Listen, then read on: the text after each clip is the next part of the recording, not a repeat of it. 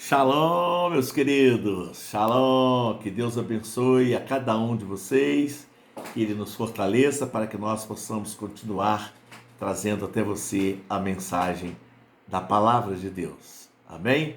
Não se esqueça de se inscrever e dar o seu like para que essa mensagem possa chegar a mais pessoas. Muito bem. Quando nós falamos em véu, você lembra lá daqueles velhos tempos em que se usava véu nas igrejas?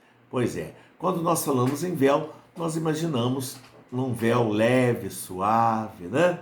Pois é, mas o véu do qual eu quero falar aqui hoje é um véu pesado, não é? É o véu do Santo dos Santos. Muito bem, o véu do templo, né? Que separava o lugar santo do Santo dos Santos, né? Ele possui um profundo significado teológico e simbólico, né? Na tradição judaico-cristã, né? Este véu, né, descrito em Êxodo 26:1, que vou ler para você.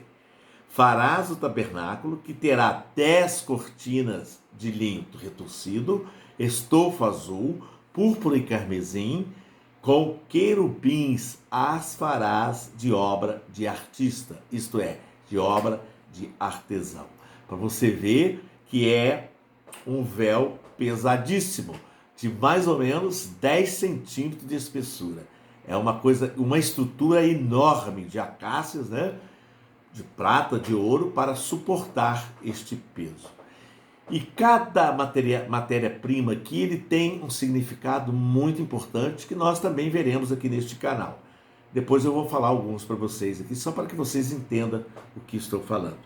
E também em Êxodo 26, 31, 33, que diz assim, ó: farás também um véu de estofa azul e púrpura e carmesim e linho fino retorcido com querubins, o farás de obra de artista, de obra de artesão. Né? Suspendê-lo-ás sobre 4 colunas de madeira de acácia, cobertas de ouro. Os seus colchetes serão de ouro sobre 4 bases de prata. Ó, é imenso, enorme, pesadíssimo. Olha o que diz Êxodo 36:8. Diz assim, ó: assim todos os homens hábeis entre os que faziam a obra fizeram o tabernáculo com 10 cortinas de linho fino retorcido, estofa azul, púrpura e carmesim com querubins, de obra de artista as fizeram. Muito legal, né? Muito bem. Achamos que este véu era levinho e todos imaginam isso, mas não é. É uma estrutura imensa, enorme, né? Pois é, mas para que era tudo isso, né? Era tudo isso porque tinha a função de impedir, né, o acesso direto à presença de Deus, que habitava no Santo dos Santos, né? Somente o sumo sacerdote poderia atravessá-lo uma vez por ano, só uma vez por ano que o sumo sacerdote podia entrar. Deus só autorizou ele entrar uma vez por ano, né? No dia da expiação, para oferecer o quê? Oferecer o sacrifício pelos pecados do povo. Isso aí está em Levítico 16. É importante que você saiba esses detalhes, né? O significado do véu, na verdade, é a separação, né, entre Deus e a humanidade, né? Por isso o tamanho desse véu, essa estrutura imensa, né? O véu simbolizava a separação entre a santidade de Deus e a pecaminosidade do homem, né? Essa barreira era uma representação da realidade de que o pecado impede a aproximação direta a Deus, não é? Nós, quando pecamos, e pecadores que somos, não tem como estarmos na presença de Deus. Por isso existe o arrependimento. É preciso se arrepender, pedir perdão pelos nossos pecados, e aí sim somos perdoados para estarmos na presença de Deus. Amém? Muito bem. Olha o que diz em Isaías 59:1, 2. Diz assim, ó: eis que a mão do Senhor não está encolhida, para que não possa salvar, nem surdo o seu ouvido para não poder ouvir. Mas as vossas iniquidades faz a separação entre vós e o vosso Deus, e os vossos pecados encobre o seu rosto de vós, para que vos não ouçam ou ouça. Amém? Muito bem. O acesso ao Santo dos Santos, era restrito, refletindo, na verdade, a ideia de que a humanidade não poderia se aproximar de Deus sem um mediador, que era Jesus Cristo, Isto lá já apontava para Jesus Cristo. Amém?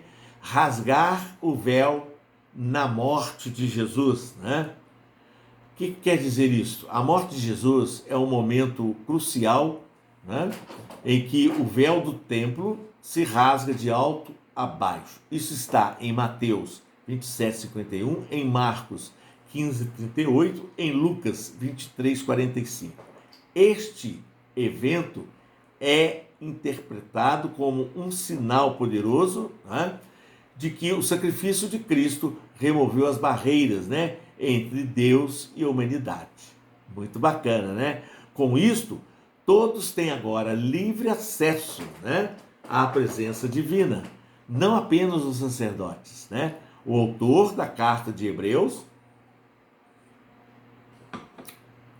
destaca que Jesus, se tornou o nosso sumo sacerdote. Na verdade, permitindo então que os crentes, na verdade, todos aqueles que creem em Cristo, entre no Santo do Santo através do seu sacrifício. Amém?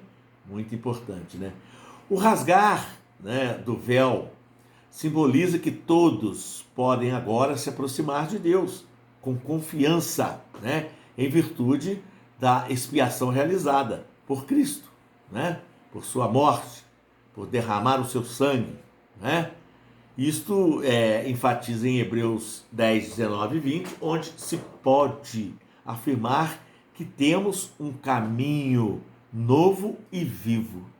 O caminho é Jesus Cristo, porque ele é vivo, para entrar na presença de Deus. A ideia central é que Jesus, na verdade, ao oferecer o seu sangue, como sacrifício, abre um novo caminho para a reconciliação. Techuvá quer dizer retorno da humanidade, a humanidade Adão, a Deus por meio do sacrifício perfeito de Jesus Cristo. Amém?